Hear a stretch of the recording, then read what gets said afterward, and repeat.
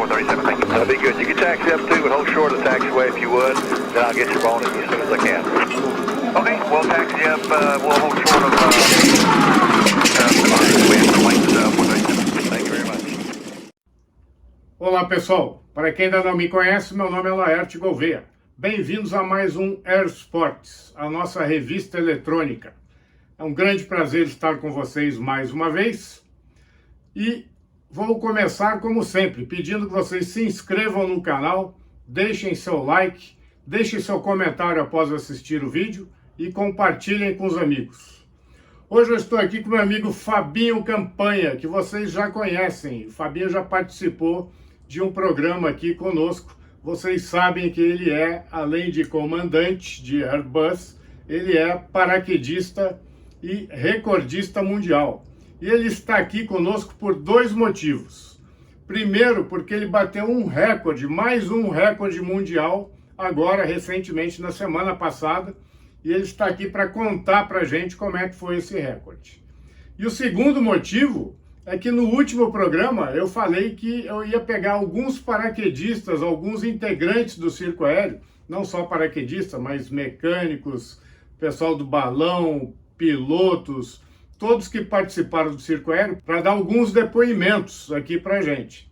E o Fabinho, já que ele vai falar do recorde, depois disso ele vai contar algumas emoções aqui de circo aéreo. Ele saltou bastante com a gente no circo aéreo. Algumas emoções, né? Algumas. Muita diversão também. Então é isso aí, Fabinho. Vamos começar então por esse recorde que você bateu semana passada. Como é que foi o convite? Na verdade, esse recorde ele é parte de um grande projeto, né? Depois do recorde de 100 paraquedistas que a gente teve em 2007, já começou a se pensar no próximo recorde, né? Como são números quadrados, o próximo seria 121. Esse seria o recorde de maior formação. Então, para que a gente viabilizasse esse recorde de 121 paraquedistas voando numa mesma formação, a gente precisaria... É uma formação de TRV, gente. É essa que vocês estão vendo aí.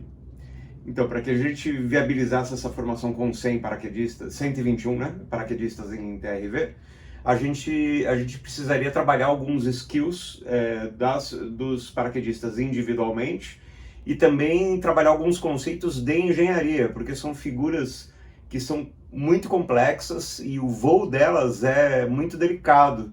Elas ficam muito perto da velocidade, do ângulo de stall, aliás, e eles precisam estudar a dinâmica da formação para fazer os pequenos ajustes ali de engenharia do salto. Um salto desse tem uma engenharia bastante complexa. Muito complexa, muito então, complexa. Você está me dizendo que faz parte desse projeto maior, né? Então pegaram todos os paraquedistas desse projeto maior para fazer esse recorde. Porque esse recorde não foi de uma maior formação, né? Foi de sequencial. É um combinado de maior formação com maior número de pontos. O que significa isso? A gente monta uma figura de um tamanho X ali, que nesse caso foram 54 paraquedistas.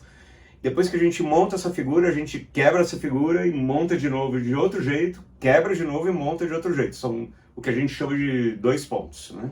Vai fazendo figuras. Cada figura é um ponto, né? Exatamente, exatamente. Então você tem o recorde mundial de formação, que são esse de 120 e poucos que ele está falando, e tem o recorde de sequência, de você fazer as figuras em sequência. Isso é chamado recorde sequencial mesmo, Isso, né? recorde sequencial. E foi esse que vocês bateram agora. Exatamente. A gente já tinha feito um em 2019, um pouquinho antes aí da pandemia, né? Foi a maior sequência de recordes do paraquedismo mundial, que a gente fez em Paris, na Califórnia.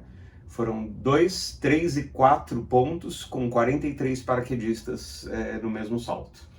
E esse agora conta pra gente aonde foi e como é que foi. Tiveram 3 brasileiros lá, né? 3 brasileiros, 2 participando do salto em si, um ali na equipe que vai alimentar os saltos maiores, que também participou depois de saltos bem maiores do que o nosso recorde, né? Então eu e o Amaral, num recorde que foi 54A, 2 pontos. E assim que a gente terminou o recorde, a gente fez mais 2 vezes o mesmo salto para consolidar bem os conceitos da formação. E é impressionante o sincronismo de todos, A gente teve ótimas surpresas ali, os canadenses fizeram um trabalho perfeito de sincronia com o split, né? O split é o tempo que o cara leva para chegar na posição dele, com um split muito curto. Nós brasileiros aqui, a gente estava sem treinar, né? Há mais de 2 anos, então a gente fez ali um trabalho, vamos dizer, satisfatório, mas não foi assim lá uma Brastemp, né? Mas a gente conseguiu... Também 2 anos sem saltar. A gente conseguiu fazer o nosso papel, representar o nosso país bem ali, né? E aí assim que a gente terminou essa sequência de 3 saltos, o mesmo salto, né, 54 aí, a gente fez 3 saltos com 65 paraquedistas. Que daí a gente também já começa a trabalhar com outros conceitos de engenharia, como eu estava te falando ali, que é o que a gente está focando agora para montar aquele diamante de 121 paraquedistas. Tá. Quando ele fala que ficou 2 anos sem saltar, não é que ele ficou 2 anos sem saltar de paraquedas, ficou 2 anos sem fazer formações grandes. Que aqui no Brasil a gente não tem esse volume de formações grandes para que eles possam treinar. Então eles acabam treinando só nessas grandes formações. Dessa vez foi lá na Flórida, né? Foi na Flórida, em Lake Wales, fica umas 30 milhas ali, mais ou menos, de Lakeland, né? Lakeland todo mundo conhece, onde é a Sun Fan. Isso, e a gente inclusive consegue ver a pista de Lakeland ali do salto, né? Quando a gente pode olhar para baixo, na verdade, né? E foi assim, a meteorologia ajudou a gente durante 3 dias, o evento foram 7 dias e nos últimos 4 dias, infelizmente, a gente não conseguiu saltar mais, mas o resultado foi perfeito. A gente conseguiu fazer todos os saltos que a gente fez ali para tentativa de recorde e de salto grande, né, os 65, foram perfeitos. Os saltos foram todos muito bons. E Fabinho, quando que está programado esse recorde de 120 para a gente cobrir novamente e mostrar para todo mundo aí? Bom, a gente não tem uma data exata ainda, o projeto ele é muito demorado, ele é muito complexo, mas a gente tem uma previsão aí de que no final do ano que vem a gente já consiga estar com esse salto montado. E vale ressaltar também que quando eles chamam o atleta por evento, a gente já tem até posição ali para saltar, né? Pouquíssimas pessoas são remanejadas de acordo com a engenharia ali do salto na hora. É muito rigoroso o critério, inclusive com questão de condição física, né? Eu estou treinando aqui sem parar aí durante 3 anos. A minha mulher até reclama comigo que eu vivo na academia, né? Quando eu estou em solo, eu estou treinando. Eu estou treinando, melhorando a minha condição física para conseguir aguentar os saltos com um rendimento bom. Então qualquer atleta ali que tem uma queda de rendimento é substituído, não tem choro. O importante é o resultado mesmo do trabalho. E vocês estavam soltando de uns caravans envenenados, né? Nossa, bem envenenado. Conta pra gente quais eram os aviões que estavam dando apoio. 4 caravans magníficos, 3 deles são com turbina Garrett 950, o avião é um cavalo. Deve subir que nem um demônio. Pelo amor de Deus, sobe muito. E a Jump Florida, né, que apoiou a gente ali, eles deixaram até mais 2 aviões à disposição, tinha mais um Twin Otter e um outro Caravan que não precisou ser usado, né, mas eles fizeram um trabalho esplêndido. Um voo em ala ali, muito Estrutura de bem americano, né? Coisa bem feita. Inclusive o dono é brasileiro, na verdade, né? Mas a estrutura era americana. Mas o trabalho deles é muito interessante, porque eles não fazem todos os lançamentos nivelados, né? A 15 mil pés. O primeiro lançamento a 15 mil pés, os outros 2 lançamentos que são nas laterais são a 13.500, e o último lançamento ali, no caso do 65E, já eram uns 11.500, então o cara tem que interceptar a formação no voo. A engenharia do salto vai até a altura do lançamento, é muito legal. É isso, é impressionante. E um ajuste fino, assim, perfeito. Eles estão de parabéns, nota 10 para o trabalho deles. Bom, próximo salto, próximo recorde deve ser esse de 120, a gente vai acompanhar. Onde que deve ser?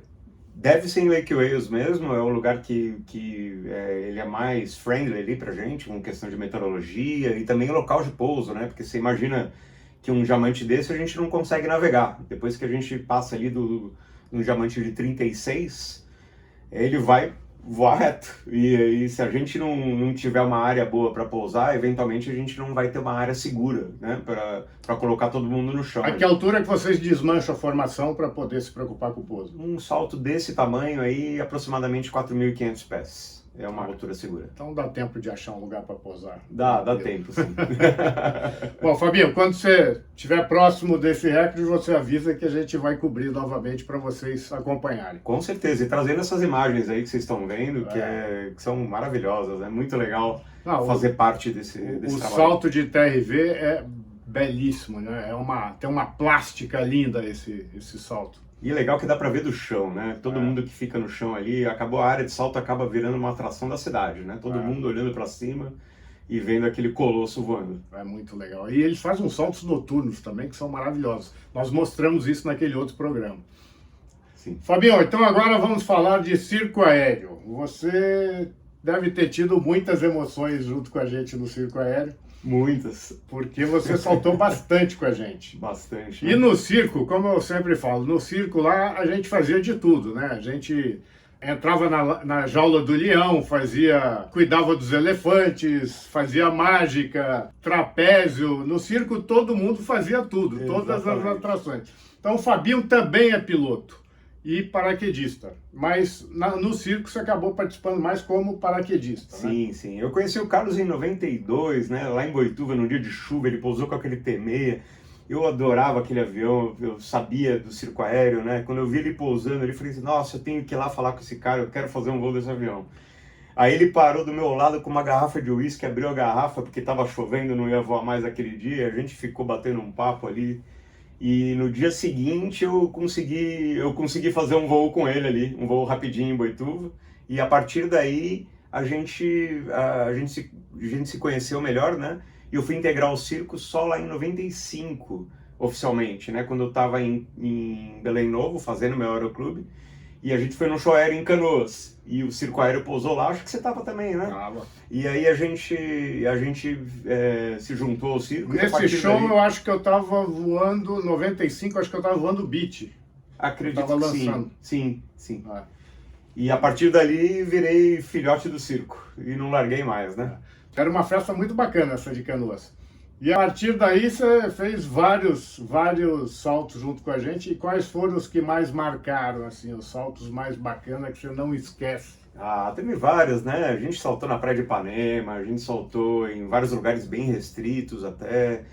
A gente saltou na Costa do Sauípe também, né? Com a maré cheia, quase sem lugar para pousar ali. Inclusive fazer o TRV, Búzios, a gente fez aquelas turnês com a esquadrilha, com a Oi, né? Patrocinado pela Oi, que foi maravilhoso. Ali a gente tinha um time de 6 paraquedistas dedicados ali, eram aqueles 6 e mais os que substituíam quando a gente não podia estar, né? Então foi um trabalho muito sincronizado, a gente tinha o carinho do público, foi muito legal, a gente fez o campeonato de kitesurf, a gente fez vários saltos muito legais. Aliás, de kitesurf eu acho que foi mais interessante. Esse de kitesurf, né? Foi muito bacana. Foi no sul de Recife, ali numa praia Maracaípe, no sul de... Pontal do Maracaípe. Fica no sul de Porto de Galinhas ali. Exatamente. Né? É um lugar maravilhoso, lindíssimo. O curioso foi que quando a gente foi lá, viu a área de pouso, fizemos tudo como tem que ser. Aí a gente entrou no avião, foi saltar. Quando a gente está a 1000 pés ali, o pessoal do kite resolveu decolar com os kites. E tinham 200 kites ali, né? E aí foi um barata voa do caramba, que a gente teve que se virar para desviar dos kites e pousar, mas deu tudo certo, graças a Deus. A galera era bem experiente, né? E deu tudo certo. Mas foi uma surpresa, assim, aquela surpresa de demonstração que você fala que você nunca vai ver, mas acontece. Pois é, isso era coisa de circo mesmo. A gente tinha que fazer uns saltos, às vezes, que eram extremamente desafiadores. Porque meteorologia, a demonstração estava marcada para aquele dia. Não tinha como prever meteorologia, né? Exatamente. E não era um salto fã, que você pode, não, tá ventando muito, não quero ir. Não, tinha que cumprir a demonstração. Então a gente saltava, às vezes, em condições bastante críticas, né? Sim. E esses são os saltos, normalmente, que mais marcam, né? Exatamente. Foi muito legal. Essa fase da minha vida foi a melhor fase, com certeza. Sem falar também nos voos em ala, né? A gente levando os aviões pro Nordeste ali, logicamente quem era piloto ia ali, né? Beliscava ali uma posiçãozinha num T6. O Gouveia já me deixou virar o avião aí bastante. Lógico que não virava com a mesma maestria, né? Mas foi uma fase muito bacana, uma fase que eu... Na verdade, a gente pegava os paraquedistas que também eram pilotos, colocava atrás, porque eles eram o nosso piloto automático. Exploração, vocês estão vendo, né? Porque para ir até o Nordeste eram horas e horas de voo, né? Então a gente botava sempre alguém que voava atrás como piloto automático. E a gente ia de piloto automático amarradão, viu? Todo mundo. Não, todo mundo se divertia, muito legal. Bom, Fabião, mas nem sempre os traslados era essa maravilha de voando T6. Tinha uns traslados que eram meio osso duro lá, que vocês iam de ônibus, né? Tinha porque era muita gente, né? Então de vez em quando não tinha vaga no avião, né? E aí sobrava ônibus, né? Mas quando sobrava ônibus, sobrava também todo o trabalho, né? Trabalho de circo, isso que você falou, né? A gente tinha que carregar balão, fazer o diabo ali pra estar lá, né? Mas a gente fazia com toda vontade, né? Mas a gente pegava viagem de 8, 10 horas de ônibus aí e sem medo de ser feliz. Todo mundo ajudando ali, era muito legal. Quando a etapa era longa, a gente tinha que levar os mecânicos nos aviões e às vezes o BIT ia com peça sobressalente, aí tinha que ir uma galera no ônibus. Mas a gente tinha um ônibus maravilhoso, né? Um tribus super confortável. Sim. Não, era super confortável, né? E a gente ia fazer uma bagunça, né?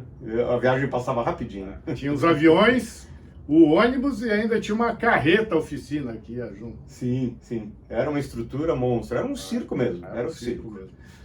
E Fabinho, tem mais história aí, que eu sei que você tem mais história engraçada aí. Esses caras invadiam até casamento. Será que eu posso contar essa aí? Pode. Ah, então tá. A gente parou em Assis, eu acho que foi lá para 97, 98, alguma coisa assim. E aí a gente fez a demonstração, fizemos 2 saltos, se não me engano, e aí quando a gente pousou no final da área, aquela festa, o pessoal chama a gente para ir para jantar. A gente virava a atração da cidade. Né? E aí a gente entra no Jeep e sai fazendo aquela bagunça na cidade, né? E o Jeep aberto... Ainda tinha o Jeep que ia na carreta, um Sim. Jeeper super transado da Segunda Guerra. E aí a gente saía fazendo aquela bagunça na cidade, e aí em Assis a gente estava num hotel que era pertinho da Praça Central, né? E quando a gente passou na Praça Central, tinha lá um noivo e uma noiva tirando foto de casamento. Aí a gente já falou, para o Jeep, desceu todo mundo suado, com macacão, cheio de terra vermelha, né? Aquele jeito, né? Que não dava para encostar um no outro, né? E aí a gente parou lá, foi com o noivo, com a noiva e abraçou eles e começou a tirar foto com eles. E aí o fotógrafo ficou empolgado e começou a tirar fotos. Bom, eu sei que eu tô procurando essas fotos até hoje, a gente tirou umas 30 fotos ali. Mas eu achei que você ia falar de um outro. Vocês invadiram um outro casamento também. A gente invadiu depois lá em Fortaleza, né? Em Fortaleza. A gente fez um salto lá na Praia do Futuro. E também é aquela mesma coisa. A gente ficou ali um tempo até o final, até o pôr do sol, né? Depois do pôr do sol a gente entrou no carro. Foi fazendo aquela bagunça nossa também, né? Corriqueira. E aí a gente passou num casamento. Aí a gente falou assim, não podemos perder o costume de invadir casamento. E a gente foi lá e entrou no casamento, mas com todo mundo também de macacão. De macacão. Mas entramos, do jeito que a gente entrou, a gente ficou, e aí acho que o pessoal lá o pessoal do Nordeste é muito mais caloroso, né? E a gente ficou lá e tomou cerveja com o pessoal, fez amizade, tirou foto com o noivo, com a noiva também. Eu acho que a gente já participou de vários casamentos aí, viu? A gente já deve ter várias fotos em casamento. É bem interessante. Isso era muito legal. Quando a gente chegava numa cidade, principalmente cidade interior, a gente virava a atração da cidade. Então a gente era convidado para tudo, né? Sim. Participava de um monte de festa na cidade. E de voo teve várias aventuras, né? Teve aquela vez que o Negão pousou ali perto de Atibaia, né? Quando a gente estava voando em ala, a gente estava... Legal, teve uma pane e pousou numa fazenda entre Itatiba e Atibaia. Ali, Isso mesmo. Só que a gente viu a pista, né? E de cima a gente conseguia ver que tinha uma pista, né? Ah, legal, o Negão vai pousar ali. Quando a gente olhou direito na pista, estava cheia de tambor, a pista estava interditada, né?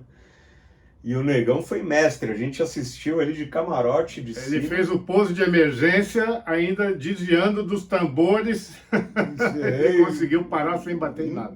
Encostou em um ali, mas não aconteceu nada com o avião. Quase parando. Nossa, foi perfeito, o cara mandou muito bem. Esse Negão é fogo, viu? Esse aí... Manda muito bem. Aí o Carlos quis posar depois para dar um help e não dava, porque estava cheio de tambor lá. Nós tivemos várias. Foi muito legal. E Fabinho, você voou com a gente também, lá o circo aéreo era, o nome, a razão social era Extreme Demonstrações Aéreas. E tinha a Extreme Táxi Aéreo, que era o táxi aéreo do Carlos Zito. Você voou bastante com a gente lá, porque os pilotos eram os mesmos. A gente era, fim de semana era circo aéreo, durante a semana a gente colocava camisa branca, birimbela e ia voar no táxi aéreo. Ah, sim. Você voou bastante com a gente lá. Quando eu saí do Aeroclube, né, primeiro cara que eu fui procurar para conseguir trabalho foi o Carlos. Ele falou assim, não, eu estou precisando de um copiloto agora. Caiu certinho, né? E foi, vou te falar, né, Golvan, você sabe, foi minha maior escola de aviação, voando com você também pra caramba, né? Quantos voos de bandeirante a gente não fez ali? Essa foi a minha maior escola de aviação. A gente voou o Brasil inteiro aí, né? Fomos para Argentina algumas vezes também de bandeirante. E, assim, o Carlos ele era uma biblioteca de aviação, né?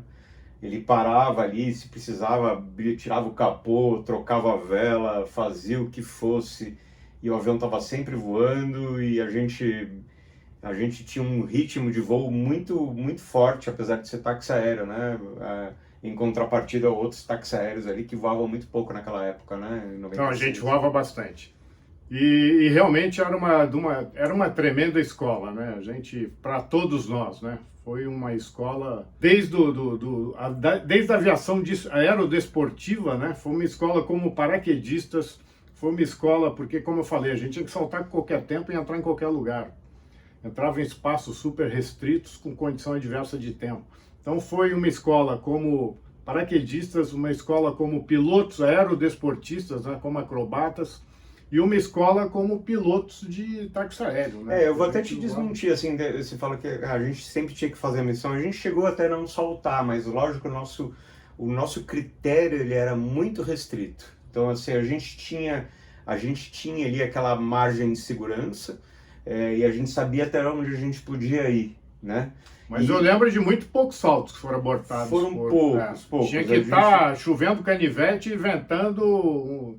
Tinha que ser um tufão pra gente não saltar. Teve um em Angra, né, que realmente estava... Angra nós abortamos na Ilha de Caras, quando a gente foi saltar na Ilha de Caras. Estava chovendo muito, a maré estava muito alta, não tinha espaço pra gente pousar praticamente. Então... Tinha assim, 1,5 metro de praia. Mas esse critério, né, a gente tem que... Eu acho que o maior capital do cara que é o paraquedista de demonstração é saber a hora de não sair do avião. Porque sair do avião todo mundo sai, né?